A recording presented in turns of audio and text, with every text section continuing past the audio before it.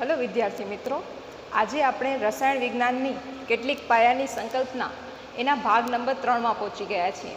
છેલ્લે આપણે વાત કરી હતી ગુણકો વિશે અને પછી કીધું હતું કે હવે આપણે જુદા જુદા વૈજ્ઞાનિકોએ આપેલા નિયમો વિશે વાત કરશું। ચલો શરૂઆત કરીએ। પહેલો નિયમ છે દળ સંચયનો નિયમ।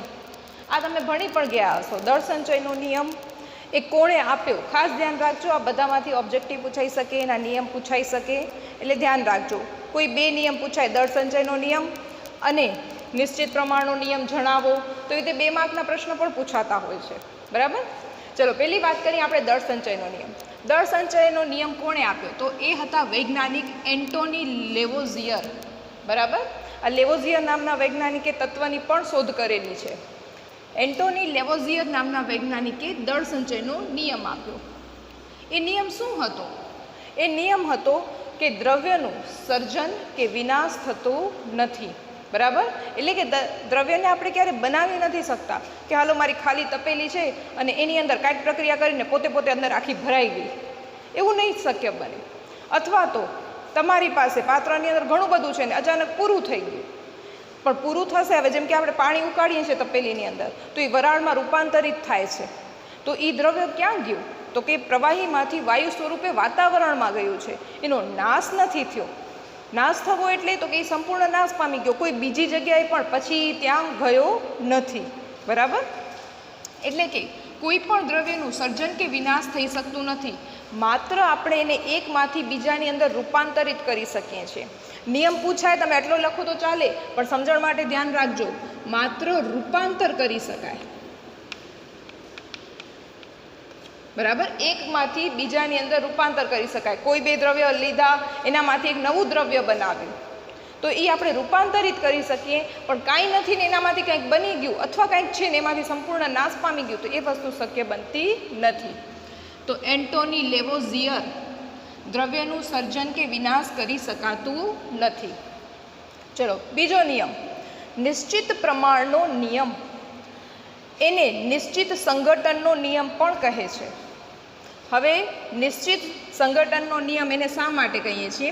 તો પહેલાં તો વાત કરીએ વૈજ્ઞાનિક કોણ હતા? તો કે જોસેફ પ્રાઉસ્ટ, બરાબર। જોસેફ પ્રાઉસ્ટ નામના વૈજ્ઞાનિક। નિયમ એમણે શું આપ્યો? આપેલ સંયોજન હંમેશા વજનથી સરખા પ્રમાણમાં તત્વો ધરાવે છે। આપેલ સંયોજન એટલે ક્યાંથી આપ્યું હશે? કુદરતમાંથી મળ્યું હોય, બરાબર। એક દેશમાંથી મળે, બીજા દેશમાંથી મળે, અથવા તો લેબની અંદર આપણે એને બનાવીએ છીએ, તો ગમે તે રીતે મળ્યું છે, તો કે આપેલ સંયોજન હંમેશા વજનથી સરખા પ્રમાણમાં તત્વ ધરાવે। જેમ કે તમારી ચોપડીની અંદર ઉદાહરણ છે કોપર કાર્બોનેટનું। આ આંકડા યાદ નથી રાખવાના, ખાલી સમજવા માટે આપેલ છે। કોપર કાર્બોનેટ, તો એની અંદર 3 તત્વ છે। કયા કયા? તો કે એક તો છે Cu, કાર્બન એટલે C, ઓક્સિજન એટલે O। તો એનું પ્રમાણ, Cuનું જે પ્રમાણ છે એ હોય છે 51.35%। ખાસ ધ્યાન રાખજો, ટકાની અંદર વાત કરેલી છે। પછી ઓક્સિજનનું પ્રમાણ આપેલું છે 9.74%। અને કાર્બનની વાત કરીએ તો કાર્બનનું પ્રમાણ હોય છે 38.92%, બરાબર।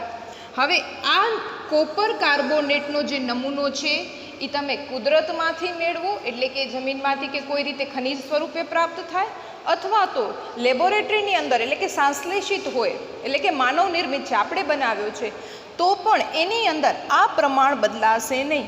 હું કોપર કાર્બોનેટના અમુક વજન લઈશ, જેમ કે મેં 100 ગ્રામ લીધું અને પછી એમાંથી 3 ઘટકોને છૂટા પાડીશ અને જોઈશ કે 100માંથી 51.35 જેટલું વજન કોપરનું હશે। આ ટકાવારી છે એટલે આપણે 100 ઉપર હાલીએ છીએ। 51.35 ગ્રામ જેટલું વજન કોનું હશે? કોપરનું। 9.74 જેવું કોનું હશે? ઓક્સિજનનું। 38.92 જેટલું હશે કાર્બનનું। તો આ જે પ્રમાણ છે એ હંમેશા જળવાશે। મેં 100 ગ્રામ લઈને પ્રેક્ટિકલ કર્યો છે, કોઈ કે 200 ગ્રામ લઈને કર્યો છે, તો 200 હશે તો એના પ્રમાણે આ જે છે એ ડબલ થઈ જશે, પણ જ્યારે ટકાવારીની અંદર ફેરવશું તો એ જ 51%। 9%, 38%, આ જે જવાબ છે એ પાછો જળવાય છે. એટલે કે કુદરતની અંદર જો આપણે જે અત્યારે વાત કરીએ છીએ ત્યારે સંયોજનના અણુસૂત્રોને કાંઈ નિર્માણ નહોતા પામ્યા, ત્યારની વાત છે. તો ત્યારે એમણે એટલું જ ખાલી ખબર હતી કે કુદરતમાંથી કોઈ સંયોજન મળે છે એનામાંથી આપણે નાના નાના ઘટકો છૂટા પાડી શકીએ છીએ. અને આ જે ઘટકો છૂટા પાડ્યા એના વજન જે છે 8% જળવાય છે. બીજું સંયોજન લેશું તો એની અંદર ટકાવારી બદલાશે, પણ એ સંયોજન દુનિયાના ગમે તે ખૂણામાંથી લેશું તો એની અંદર ટકાવારી બદલાતી નથી. બરાબર? એટલા માટે જ આ નિશ્ચિત રીતે સંગઠિત થાય છે, એટલે જ એને નિશ્ચિત સંગઠનનો નિયમ કહે છે. સંગઠન થવું એટલે કે બનવું, નિર્માણ પામવું. બરાબર? આંકડા યાદ રાખવાની જરૂર નથી, પણ મેઇન આટલી વસ્તુ યાદ રાખવાની છે. નિશ્ચિત પ્રમાણનો નિયમ બીજા કયા નામે ઓળખાય? તો નિશ્ચિત સંગઠનનો નિયમ. નિશ્ચિત સંગઠનનો નિયમ કોણે આપ્યો? જોસેફ પ્રાઉસ્ટે. આ નિયમની અંદર શું કીધું છે? તો વાક્ય ખાસ ધ્યાન રાખજો. આપેલ સંયોજન હંમેશા, એટલે કે કોઈ પણ જગ્યાએ હંમેશા વજનથી સરખા પ્રમાણમાં તત્વો ધરાવે છે. એટલે વજનથી જે તત્વો છે એ એના કેવા રહેશે? સરખે સરખા જ રહેશે. બરાબર? આની જગ્યાએ પાણી લઈ શકીએ, કેલ્શિયમ કાર્બોનેટ લઈ શકીએ, બધાની અંદર પ્રયોગો કરીએ તો આપણને એમ કહીએ તો ચોક્કસ ટકાવારી મળશે. એ પછી પાણી અહીંયા હોય કે બીજે ક્યાંય હોય, બધી જગ્યાએ સરખું જ જળવાય. ચલો, હવે એના પછીનો નિયમ, ગુણક પ્રમાણનો નિયમ. ગુણક પ્રમાણનો નિયમ ડાલ્ટન નામના વૈજ્ઞાનિકે આપ્યો. એમણે શું કીધું પહેલાં તો એ સમજીએ. જ્યારે બે તત્વો સંયોજાઈને એક કરતાં વધારે સંયોજન બનાવે છે. બરાબર? બે તત્વ સંયોજાય પણ સંયોજન 2 થી વધારે, જેમ કે H2. હવે તો આપણને બધા તત્વોની સંજ્ઞાન બધું ખબર છે, તો આપણે એનો જ ઉપયોગ કરીએ છીએ. અથવા આપણે એમ કરીએ, ખાલી શબ્દમાં લખીએ.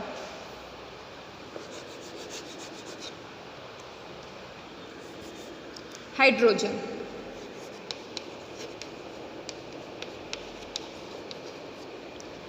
Plus oxygen. બરાબર? Hydrogen plus oxygen. તો એનામાંથી એણે શું કીધું છે? બે તત્વો સંયોજાઈને 1 થી વધારે સંયોજન બનાવે. એટલે કે એક સંયોજન બને છે પાણી અને બીજું સંયોજન બને છે હાઇડ્રોજન પેરોક્સાઇડ. Hydrogen peroxide. આ બે સંયોજન બને ત્યારે એક તત્વના દળ બીજા તત્વના દળ સાથે સંયોજાતા નિશ્ચિત દળ સાથે જોડાય છે. એટલે કે એના નિશ્ચિત દળ, દળ એટલે આપણે ગ્રામની અંદર માપીએ છીએ ને દળ કહેવાય, વિજ્ઞાનની અંદર વજન શબ્દ ન વપરાય. દળ સાથે જોડાય છે તે નાની પૂર્ણાંક સંખ્યાના ગુણોત્તર સ્વરૂપે દર્શાવી શકાય છે. વિધાન લાંબુ છે, ટુકડા કરી નાખશું, પણ પહેલાં સમજી લો કે કેવા શું માંગે છે. જેમ કે હાઇડ્રોજનના 2 ગ્રામ, ઓક્સિજનના 16 ગ્રામ, સંયોજાઈને બન્યું પાણી, એના 18 ગ્રામ થયા. બરાબર? હવે તમારી પાસે આપણે અહીંયા વાત કરીએ. હાઇડ્રોજન 2 ગ્રામ, ઓક્સિજન 32 ગ્રામ અને હાઇડ્રોજન પેરોક્સાઇડ બને છે એ છે 34 ગ્રામ. જો અણુસૂત્રની વાત કરીએ તો અણુસૂત્રમાં સમજો, આ H2 પ્લસ માત્ર O જ લખું છું, O2 નથી લખતી, કારણ કે નહીં તો સમીકરણ આપણે બેલેન્સ કરવામાં તકલીફ પડશે. બરાબર? એટલા માટે આ રીતે એકચ્યુઅલમાં લખાય નહીં, ખાલી સમજવા માટે લખીએ છીએ. એમાંથી બને છે પાણી H2O. હાઇડ્રોજનના 2 ગ્રામ, ઓક્સિજનના 16 ગ્રામ, H2O એટલે તમારી પાસે 2 + 16 18 થયા. હાઇડ્રોજન પેરોક્સાઇડમાં શું હોય છે? આ H2 એના તો 2 જ ગ્રામ, ઓક્સિજન O2 સ્વરૂપે હોય છે. આ બંને એકબીજા સાથે જોડાય છે, એટલે કે આના 2 ગ્રામ, આના 32 ગ્રામ, કારણ કે એક ઓક્સિજનનો જો 16 હોય તો 2 ઓક્સિજનનો 32 થાય અને બને છે H2O2. આ હાઇડ્રોજન પેરોક્સાઇડનું અણુસૂત્ર છે H2O2 જે 34 ગ્રામ થશે, બરાબર. 2 આના 32 આના 34. તો હવે તમારી પાસે આની અંદર જુઓ આ બે આંકડા 16 અને 32. તો આ બંનેને એકબીજાના છેદમાં મૂકો, 16/32. જવાબ તમારો શું આવે? 16 દુ 32, એટલે 16 એકા 16 ને 16 દુ 32, 1/2. તો ગુણોત્તર શું કહેવાય? 1/2 નો ગુણોત્તર નિર્માણ પામ્યો. ક્યારેય એવું નહીં થાય કે હાઇડ્રોજનના એ જ માપ સાથે ઓક્સિજન જોડાય તો 16 અને અહીંયા એવું થાય કે 20થી જોડાયો, 20 ગ્રામ. નહીં જોડાય, એ શક્ય જ નહીં બને, બરાબર. સમીકરણ બેલેન્સ થશે જ નહીં. જો તમે એના 20 ગ્રામ લેશો તો પણ શું થશે? 16 ગ્રામ વપરાશે, પાણી બનશે ને બાકીના 4 ગ્રામ પડ્યા રહેશે, બરાબર. એટલે કે જો એને 16 મળ્યા છે તો એને પાણી બનાવ્યું, એને 32 મળ્યા છે તો એને હાઇડ્રોજન પેરોક્સાઇડ બનાવ્યું. તો હંમેશા આ ગુણોત્તરમાં જ જવાબ આવશે. આપણે 16ના છેદમાં નાની પૂર્ણાંક સંખ્યાનો ગુણોત્તર, બરાબર. એટલે આપણે 16ના છેદમાં હવે આપણે અહીંયા વિચારીએ 16 ગ્રામ, અહીંયા 17 ગ્રામ લઈએ, નવું સંયોજન બન્યું. 18 ગ્રામ લઈએ, નવું સંયોજન બન્યું. 16ના છેદમાં 17 થયા, નાની પૂર્ણાંક સંખ્યા નથી. 16ના છેદમાં 17 એ કોઈ નાની પૂર્ણાંક સંખ્યા નથી, બરાબર. તો એ ખાસ ધ્યાન રાખજો. તો આવી રીતે ગુણોત્તર થાય છે. તો આ આખો જે નિયમ છે તમને આટલી જ વસ્તુ સમજાવે છે. મારો એક તત્વ જે છે એ ફિક્સ છે, એના ગ્રામ પણ મારા ફિક્સ છે, એની સાથે જે બીજું સંયોજન જોડાય છે એના ગ્રામનો જે ગુણોત્તર છે એ નાની પૂર્ણાંક સંખ્યા વડે દર્શાવી શકાશે. મજા આવે એ રીતે થશે નહીં, નહીંતર પ્રક્રિયા કર્યા વગરનો વધારાનો પડ્યો રહેશે. 16ના તમે 17 લેશો તો 16 વપરાશે, 1 ગ્રામ પડ્યો રહેશે, પણ એ મજા આવે એ રીતે જોડાશે નહીં. તમને અહીંયા થાય 19 ગ્રામવાળો કોઈક બીજો સંયોજન મળ્યો તો એ રીતે નહીં મળે, બરાબર.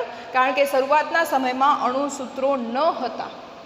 માત્ર એ લોકો એટલું જાણતા હતા કે પાણીમાંથી 2 વાયુ ઉત્પન્ન થાય છે, એ 2 વાયુને હાઇડ્રોજન અને ઓક્સિજન નામ આપ્યા એના ગુણધર્મોને આધારે, અને પછી આ બંનેને મિશ્ર કરી અને એનામાંથી જ્યારે ફરીથી સંયોજન બનાવવાનો પ્રયત્ન કર્યો ત્યારે 2 જાતના સંયોજન બન્યા. વૈજ્ઞાનિક છે, અલગ અલગ રીતે ટ્રાય કરશે. હું આના આટલા ગ્રામ લઉં, આટલા ગ્રામ લઉં, એણે તો અઢળક પ્રયોગો કર્યા છે. આપણી પાસે તો આ તૈયાર આવ્યું છે. એણે હાઇડ્રોજનના ગ્રામ પણ બદલાવ્યા હશે, ઓક્સિજનના પણ બદલાવ્યા હશે, પણ એણે જોયું કે હાઇડ્રોજનના ફિક્સ છે અને ઓક્સિજનના આ રીતે બદલાય છે. તો બદલાય છે એ પણ ચોક્કસ ગુણક પ્રમાણે બદલાય છે, મજા આવે એ રીતે બદલાતું નથી. અને માત્ર એક પાણી નહીં, અનેક સંયોજનો ઉપર પ્રયોગો કરવામાં આવ્યા. આપણે એક ઉદાહરણમાં પાણી ભણીએ છીએ, અનેક વસ્તુ ઉપર પ્રયોગ કર્યા, અનેક સંયોજનો ઉપર, અને પછી આ નિયમ પ્રસ્થાપિત કરવામાં આવ્યો. એણે તો એની સાબિતી સહિત બધા પ્રયોગો એમણે દર્શાવ્યા હોય, બરાબર. તો હવે અહીંયાથી તમારો 2 માર્કનો પ્રશ્ન આવે છે. ગુણક પ્રમાણનો નિયમ ટૂંકમાં સમજાવો. તો ટૂંકમાં સમજાવો એની અંદર તમારે નિયમ પણ લખવો પડે, વૈજ્ઞાનિકનું નામ પણ લખવું પડે અને સાથે ઉદાહરણ પણ લખવું પડે. હવે ઉદાહરણની અંદર કેટલી વસ્તુઓ આપણે લખશું? તો કે ઉદાહરણની અંદર માત્ર જે મેં તમને પહેલાં લખીને દીધું હતું એટલી જ વસ્તુ, બાકીની હું કટ કરી નાખું છું, બરાબર. એટલે તમે આટલી વસ્તુ નોટ ડાઉન કરી લેજો.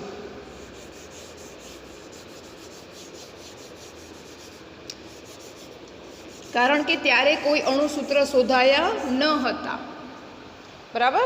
અને અહીંયા રાઉન્ડ કરવાની જરૂર નથી, પણ આટલી વસ્તુ લખવાની. હાઇડ્રોજન પ્લસ ઓક્સિજન અને પાણી, તો કે હાઇડ્રોજનના 2 ગ્રામ, ઓક્સિજનના 16 ગ્રામ અને પાણી 18 ગ્રામ બન્યું.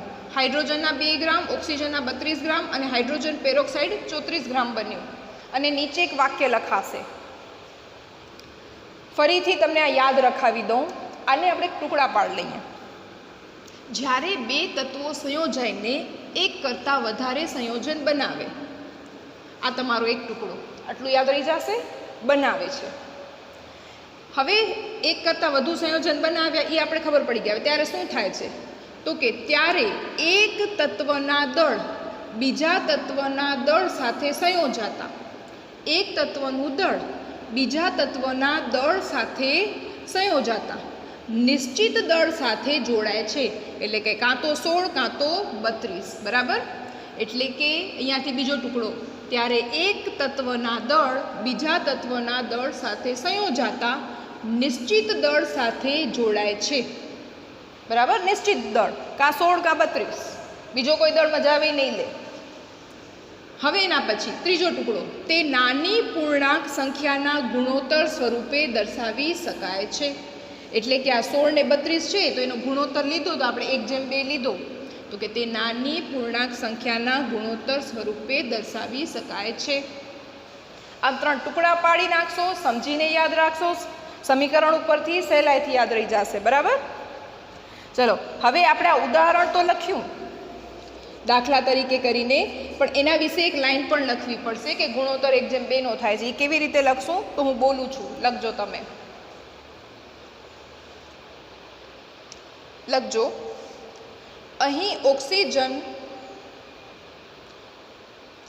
દળ, અહીં ઓક્સિજનનું દળ કૌંસમાં લખજો 16 ગ્રામ અને 32 ગ્રામ. અહીં ઓક્સિજનનું દળ કૌંસમાં લખજો 16 ગ્રામ અને 32 ગ્રામ હાઇડ્રોજનના નિશ્ચિત દળ, હાઇડ્રોજનના નિશ્ચિત દળ કૌંસમાં લખજો 2 ગ્રામ, કારણ કે હાઇડ્રોજન આપણે 2 ગ્રામ લીધું છે. ફરીથી બોલું છું, ઓક્સિજનના દળ કૌંસમાં લખજો 16 ગ્રામ અને 32 ગ્રામ, હાઇડ્રોજનના નિશ્ચિત દળ કૌંસમાં લખજો 2 ગ્રામ સાથે સંયોજાય છે ત્યારે સાદો ગુણોત્તર 1:2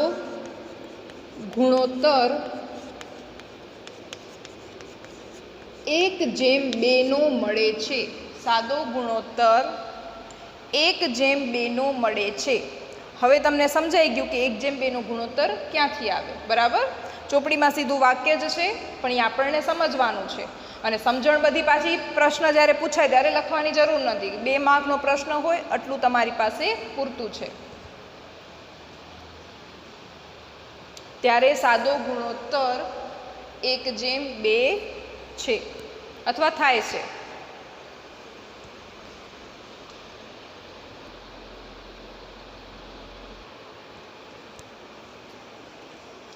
ચલો હવે આપણે એના પછીના નિયમો જોઈએ. ગેલ્યુસેકનો વાયુમય કદનો નિયમ. બરાબર, એને નિશ્ચિત કદનો નિયમ પણ કહે છે. હવે નિશ્ચિત પ્રમાણ અને નિશ્ચિત સંગઠન સાથે મિક્સ ન કરજો, ત્યાં પ્રમાણ અને સંગઠનની વાત છે. બરાબર, અહીંયા કદ ઉપરથી ધ્યાન રાખજો. તમારી પાસે આ કદ શબ્દ આવે છે એટલે અહીંયા નિશ્ચિત કદ શબ્દ આવે છે. કદ એટલે શું? બરાબર, આપણે દૂધ જે માપીએ છીએ, લીટરની અંદર માપીએ છીએ, એનું કદ છે. તો અહીંયા આપણી પાસે 2 સંયોજનો લેવાના હોય તો ત્યારે તમે એને નાના એકમની અંદર લેશો. પ્રયોગ કરવો હશે તો લીટરોમાં થોડી થશે, mlની અંદર એટલે કે મિલીલીટરમાં થશે. તો એ પ્રમાણેની વાત છે, તો પણ તમને યાદ રહી જશે. પહેલાં તો વાત કરીએ કોણે આપ્યો, તો કે જોસેફ, એક મિનિટ કંઈક મિસ્ટેક છે. આ જે ગેલ્યુસેકનો નિયમ છે એ જોસેફ લુઈસ ગેલ્યુસેક નામના વૈજ્ઞાનિકે જ આપ્યો છે.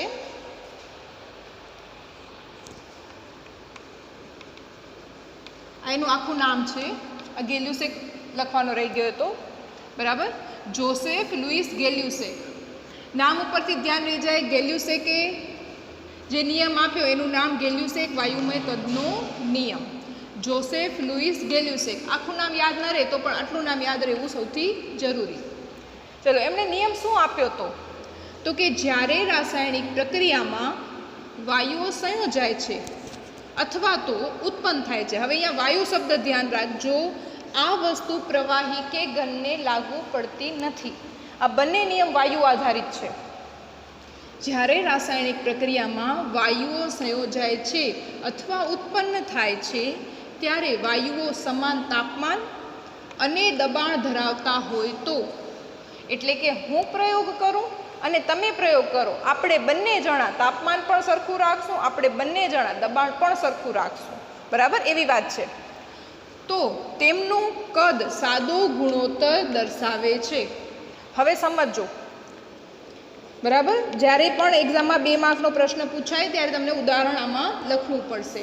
આપણે સાદું ઉદાહરણ લઈએ હાઇડ્રોજન અને ઓક્સિજન માટે. હાઇડ્રોજન પ્લસ ઓક્સિજન, અને એમાંથી બને છે પાણી. બરાબર, તો હાઇડ્રોજનનું કદ કેટલું લેવામાં આવે છે? તો કે 100 ml. ઓક્સિજનનું કદ કેટલું લઈએ છીએ? 50 ml. ખાસ ધ્યાન રાખજો, વાયુ છે તેમ છતાં પણ આપણે એને એમ કહીએ તો ચુસ્ત પાત્રની અંદર બંધ કરી અને આપણે એનું જે દળ કદ છે આ રીતે માપી શકીએ છીએ. બરાબર, જેમ કે મારી પાસે આવી રીતે કોઈ કસનળી જેવું છે અને એને ઉપરથી હવા ચુસ્ત બંધ કરેલી છે, તો એની અંદર જે આખી ભરેલી છે, આ 100 ml કસનળી હોય તો આ 100 ml H2 વાયુ છે એવી રીતે કહેવાશે. બરાબર, ચલો હવે એનામાંથી જે નિર્માણ પામશે પાણી એ પણ 100 ml જ હશે. અહીંયા કદની વાત છે, દળની નહીં, સંખ્યાની નહીં. અણુસૂત્ર એટલે જ નથી લખેલા. બરાબર, ખાસ ધ્યાન રાખજો, આ નિયમ કદ ઉપર આધારિત છે એટલે બધી વસ્તુ કદ પ્રમાણે જ છે. 100 ml હાઇડ્રોજન, 50 ml ઓક્સિજન અને પાણી જે બને છે એ 100 ml બને છે. ભૂલથી પણ અહીંયા કોઈ 150 ml નહીં કરતા. આ પ્રાયોગિક રીતે સિદ્ધ થયેલી વસ્તુ છે, કારણ કે 2 તત્વ એકબીજા સાથે સંયોજાય ત્યારે એના ગુણધર્મો બદલાઈ જાય છે, આખી એક નવી જ વસ્તુ નિર્માણ પામે છે, એટલા માટે. ચલો ફરીથી, જ્યારે રાસાયણિક પ્રક્રિયામાં વાયુઓ, આ શબ્દ ન ભૂલાવો જોઈએ નહીંતર આ નિયમ ખોટો કહેવાશે. વાયુઓ સંયોજાય અથવા ઉત્પન્ન થાય છે, આ એક ટુકડો, આટલું આપણે યાદ રહી ગયું. ત્યારે વાયુઓ સમાન તાપમાન અને દબાણ ધરાવતા હોય, એટલે કે સમાન તાપમાન અને દબાણ ધરાવતા હોય, એટલે આ બીજો ટુકડો, તો તેમનો કદ સાદો ગુણોત્તર દર્શાવે છે. કારણ કે આપણો નિયમ જ કદનો છે તો કદની તો વાત કરવી પડશે. તો તેમનો કદ સાદો ગુણોત્તર દર્શાવે છે. આ એનું ઉદાહરણ. દાખલા તરીકે હાઇડ્રોજન, ઓક્સિજન, પાણી બન્યું.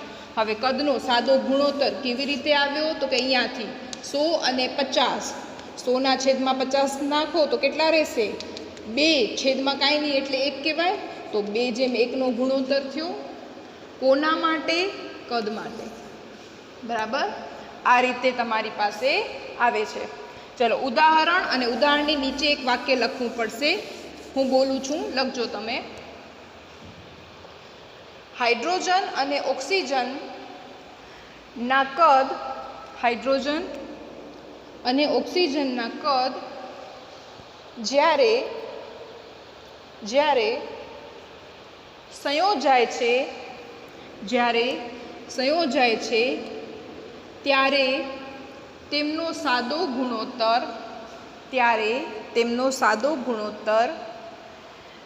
2:1, અહીંયા લખ્યું છે 2:1 હોય છે. હવે અહીંયાથી જો તમને ધારે ને તો ફેરવીને એક ઓબ્જેક્ટિવ પૂછી શકે.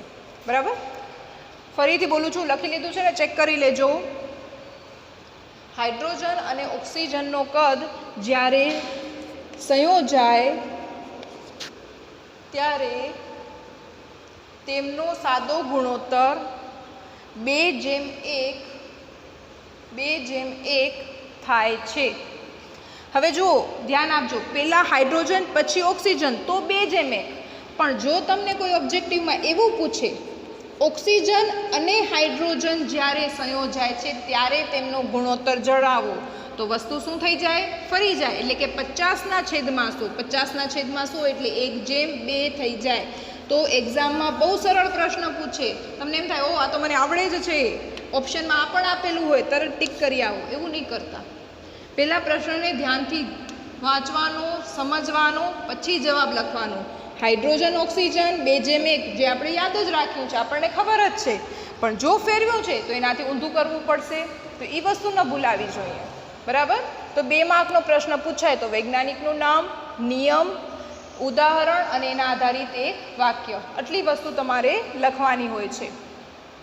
બરાબર. ગેલ્યુસેક વાયુમય કદનો નિયમ શોધનાર ગેલ્યુસેક, જોસેફ લુઈસ ગેલ્યુસેક. આખું યાદ રહે તો બહુ સારી વસ્તુ છે. હવે એના પછી એવોગેડ્રોનો નિયમ. આ પણ વૈજ્ઞાનિકનું નામ છે, એના ઉપરથી જ વૈજ્ઞાનિક એવોગેડ્રો, એટલે આમાંય તકલીફ નહીં પડે. હવે એમનો નિયમ શું હતો? સમાન તાપમાન અને સમાન દબાણમાં વાયુઓના સમાન કદ સમાન સંખ્યામાં અણુઓ ધરાવે છે. સમજાણું? નહીં સમજાયું હોય? બધું સમાન સમાન સમાન જ છે. અને વાયુ શબ્દ ખાસ ધ્યાન રાખજો, સમજજો શું કહે છે. મારી પાસે બે પાત્ર છે, બરાબર. ઉદાહરણથી તમને વાક્ય બનાવશો તો ઝડપથી યાદ રહેશે. બે પાત્ર છે, બે પાત્રને મેં બંધ કરી નાખ્યા. બંધ મેં શું કામ કર્યા? કારણ કે વાયુ છે, વાયુ તો ભાગી જશે, પકડાશે થોડી ને. હવે અહીંયા મારી પાસે હાઇડ્રોજન વાયુ છે, અહીંયા મારી પાસે ઓક્સિજન વાયુ છે. હવે આ બંને પાત્ર સરખા છે. બંને પાત્ર સરખા એટલે બંનેનું કદ સરખું જ કહેવાય, બરાબર. એટલે કે જો આ 1 લીટરનો છે તો આ પણ 1 લીટરનો છે, એટલે સમાન કદની વાત છે, બરાબર. આ સમાન કદ આવ્યું. સમાન તાપમાન અને સમાન દબાણ. તાપમાન અને દબાણ એટલે કે બંનેને એક જ ઓરડામાં મેં મૂક્યા છે, બંનેને એક સરખું તાપમાન આપ્યું છે. દબાણ એટલે કે તમે કેટલો ઠૂસી ઠૂસીને વાયુ ભરો છો, બરાબર, એના ઉપર આધારિત છે. તમારી પાસે અત્યારે આપણે વાતાવરણનું જે દબાણ કહીએ ને એને એક વાતાવરણ દબાણ કહેવાય. પણ હવે ફુગ્ગાની અંદર ઠૂસી ઠૂસીને હવા ભરીએ છીએ તો શું થઈ ગયું? એ ફુગ્ગો ફૂસેલો છે તો આપણે વિચારીએ કે કદાચ એ ફુગ્ગો ફૂલેલો હોત તો કુદરતની અંદર એટલે કે વાતાવરણની અંદર કેટલી જગ્યા રોકી હોત, બરાબર. અને એ જગ્યામાં કેટલા વાયુ સમાયા હોત? તો માની લઈએ કે વાયુના 10 કણ સમાયેલા છે, બરાબર. હું માની લઉં છું કે વાયુના, જો હું વિચારું છું કે મેં ફુગ્ગો હજી ફૂલાવ્યો નથી પણ હું આ સાઇઝનો ફુગ્ગો ફૂલાવું તો એની અંદર અત્યારે વાતાવરણની અંદર અહીંયા મારી પાસે 10 વાયુના કણ આવેલા છે. પણ જ્યારે ફુગ્ગો ફૂલાવીએ છીએ ત્યારે તો કે જ્યારે ફુગ્ગો ફૂલાવીએ છીએ ત્યારે એની અંદર 10 કણ નથી હોતા, જગ્યા આટલી જ છે પણ એની અંદર 10 કણ ન હોતા. કારણ શું? આપણે એની અંદર ઘણી બધા એમ કહીએ તો કણો ઠૂસી ઠૂસીને ફૂંક મારી મારીને ભરીએ છીએ, એટલે એની અંદર દબાણ વધારે છે. અને જેવું આપણે એને મૂકી દેશું, જેવું મૂકી દેશું આપણે ફુગ્ગાને, તરત જ એ ફૂસી જશે. એ કારણ શું?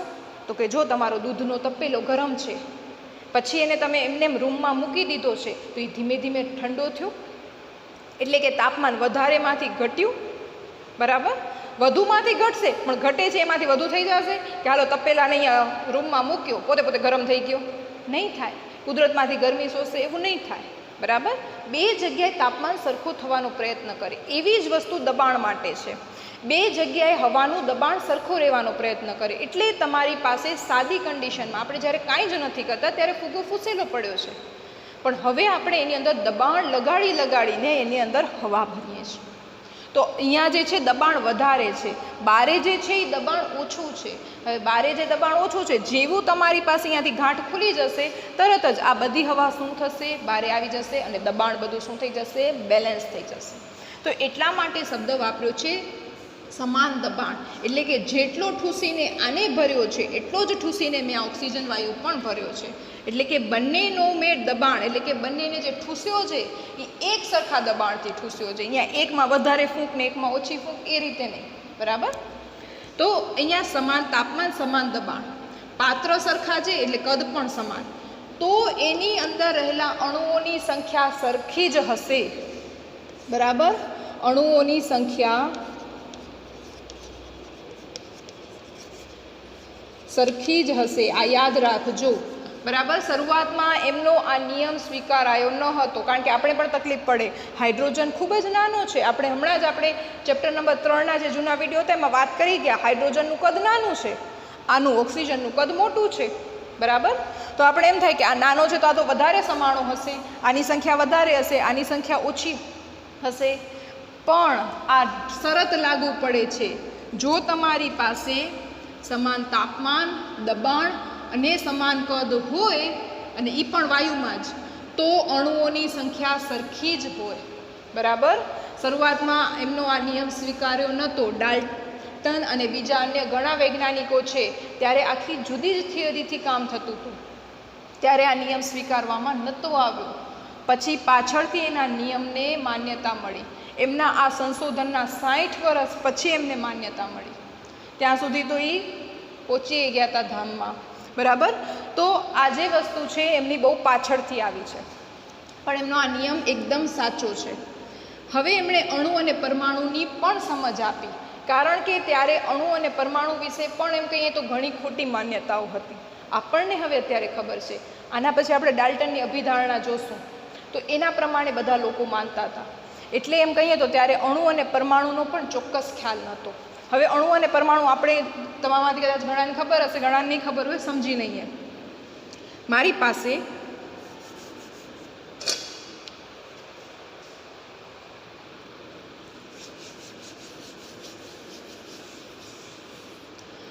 પાસે હાઇડ્રોજન આપણે હંમેશા H2 સ્વરૂપે લખીએ છીએ. બરાબર. તો આને કહેવામાં આવે અણુ. બરાબર. પણ હું ખાલી H લખું છું તો એ છે મારો પરમાણુ.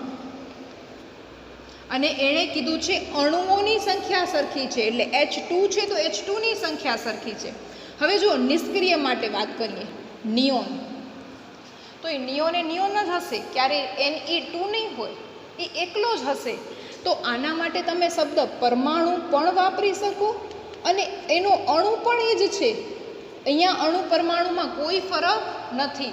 પણ હાઇડ્રોજન માટે પરમાણુ કયો તો ખાલી એક H અને અણુ કયો તો H2 થઈ જાય. બરાબર. તો હવે એનો આ નિયમ જે છે, આપણે એમ વિચારીએ કે ઓક્સિજનની જગ્યાએ જો હું નિયોન લઉં તો નિયોન લેશો તો પણ એ જ વસ્તુ, સમાન કદનું પાત્ર, સમાન તાપમાન, સમાન દબાણે જો ભર્યા છે તો જેટલા H2 છે, બરાબર, કારણ કે હાઇડ્રોજનનો અણુ એટલે H2 અને નિયોનનો અણુ એટલે ખાલી Ne, તો જેટલા H2 છે એટલા જ Ne હશે. જો આ 10 છે તો આ પણ 10 જ હશે. બરાબર. આ નિયમ આ કહેવા માંગે છે. આ વસ્તુ તમને ખાસ સમજાવવી જોઈએ. બરાબર. એનું કાંઈ ઉદાહરણ આપણે નથી લખવાનું. જ્યારે એવોગેડ્રોનો નિયમ તમને 2 માર્કની અંદર પૂછાય એટલી જ વસ્તુ તમારે લખવાની છે. હા, નિયમ સિવાય એક વસ્તુ આ લખવાની છે, અણુ અને પરમાણુ વિશે પણ એમણે માહિતી આપી અથવા તો સમજ આપી. એટલે ત્યારે જે અણુ અને પરમાણુ વિશે જે ગેરમાન્યતા હતી એ એમણે દૂર કરી હતી, પણ એ સ્વીકારી ન હતી, કોઈએ નથી સ્વીકારી. 20 વર્ષ પછી એક બીજા એમ કહીએ તો સંશોધક હતા, એમણે એક પરિષદની અંદર એમની માન્યતાને સમર્થન આપ્યું હતું અને એનું નામ હતું સ્ટેનિસ્લાઓ કેનિઝારો. સ્ટેનિસ્લાઓ કેનિઝારો. આ ઓબ્જેક્ટિવ માટે યાદ રાખજો, ખાલી નોંધ કરીને અથવા કાઉન્સમાં નીચે લખી રાખજો, સ્ટેનિસ્લાઓ કેનિઝારો.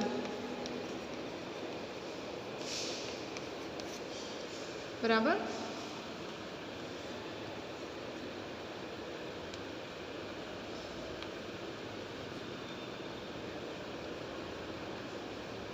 સ્ટેનિસ્લાઓ કેનિઝારોએ ત્યારે કુલશુહ નામનો એક શહેર છે એની અંદર આખી પરિષદ યોજાણી હતી. એની અંદર એમણે આ સંશોધનની વાત કરી, કારણ કે એમણે આ સંશોધન પોતાની એક જે જર્નલ કહેવાય એની અંદર લખી રાખ્યું હતું અને એના ઉપર એમણે કામ કર્યું હતું. ને એમણે કહ્યું કે એવોગેડ્રોની આ વાત જે છે એ સાચી છે.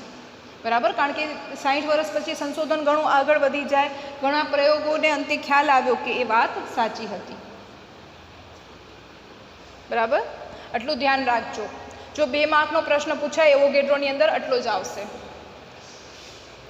હવે તમને એક વાત કહેવાની રહી ગઈ. આપણે જો એવોગેડ્રોનો નિયમ એવોગેડ્રો નામના વૈજ્ઞાનિકે આપ્યો. આ વૈજ્ઞાનિકો ઓબ્જેક્ટિવમાં પૂછાય છે, યાદ રાખજો. પછી ગેલ્યુસેકના વાયુમય કદનો નિયમ, તો કે ગેલ્યુસેકે આપ્યો. આ 2 તો યાદ રહી જશે, પણ હમણાં આપણે પહેલાં જે 3 ભણી ગયા, જેમ કે દળ સંચયનો નિયમ. દળ સંચયનો નિયમ કોણે આપ્યો?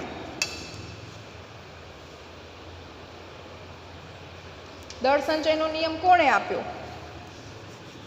તો કે એના માટે આપણે વાત કરીએ. એના માટે એક ટ્રીક જેવું છે, તમને જે રીતે યાદ રહે તમે તમારી રીતે ટ્રીક બનાવી શકો છો. તો આ રીતે યાદ રાખ્યું છે, દળ લેવા, એટલે કે દળ સંચયનો નિયમ લેવોઝિયરે આપ્યો. બરાબર. ટૂંકમાં દળ લેવા પ્રમાણપ્રાઉષ્ટ, પ્રમાણપ્રાઉષ્ટ, પ ઉપરથી, બરાબર. આમ તો પૂરું નામ જોસેફ પ્રાઉસ્ટ. પ્રમાણનો નિયમ સંગઠનનો નિયમ પણ કહેવાય છે, એ ધ્યાન રાખવાનું. દળ લેવા પ્રમાણપ્રાઉષ્ટ ગુણ્યા ડાલ્ટન, એટલે કે ગુણક પ્રમાણનો નિયમ ડાલ્ટને આપ્યો. ઓબ્જેક્ટિવમાં પૂછાય તો ભૂલાવા ન જોઈએ, કારણ કે મોટે ભાગે તમને જે MCQ આવે છે એની અંદર તમારી પાસે ઓપ્શન હોય છે.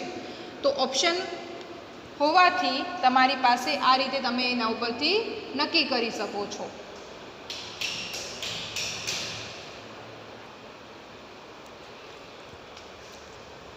ચલો હવે વાત કરીએ આપણે ડાલ્ટનનો પરમાણ્વીય સિદ્ધાંત. ત્યારે ડાલ્ટન નામના વૈજ્ઞાનિક જે છે એમણે પરમાણુઓ માટે પરમાણ્વીય સિદ્ધાંત, પરમાણુ માટે એક સિદ્ધાંત આપ્યો જે ડાલ્ટનનો પરમાણ્વીય સિદ્ધાંત તરીકે ઓળખાયો, અથવા એને ડાલ્ટનની અભિધારણાઓ પણ કહે છે કે એણે આવું માન્યું હતું અને ત્યારે એની સાબિતી વગર જ અમુક વસ્તુઓ સ્વીકારી પણ લેવામાં આવી હતી. એમાંથી અમુક અભિધારણા સાચી છે અને અમુક ખોટી પણ છે, બરાબર. અને ત્યારે એની આ અભિધારણાઓને કારણે જ એવોગેડ્રોની વાતને માન્યતા નહોતી મળી. ચલો, આ અભિધારણાનો પ્રશ્ન 2 માર્કમાં પૂછાઈ શકે એવો છે, અગત્યનો છે, ધ્યાન રાખજો. સૌથી પહેલી અભિધારણા, દ્રવ્ય અવિભાજ્ય પરમાણુઓનું બનેલું છે. હવે અવિભાજ્ય પરમાણુ એટલે શું? તો કે જેના આગળ ભાગલા ન પડે. ગણિતની અંદર છે 3 અવિભાજ્ય સંખ્યા છે, કારણ શું? એના ભાગલા નથી પડતા. 6 વિભાજ્ય છે, કારણ શું? તો કે એના ભાગલા પડે 2 તેરી 6, બરાબર.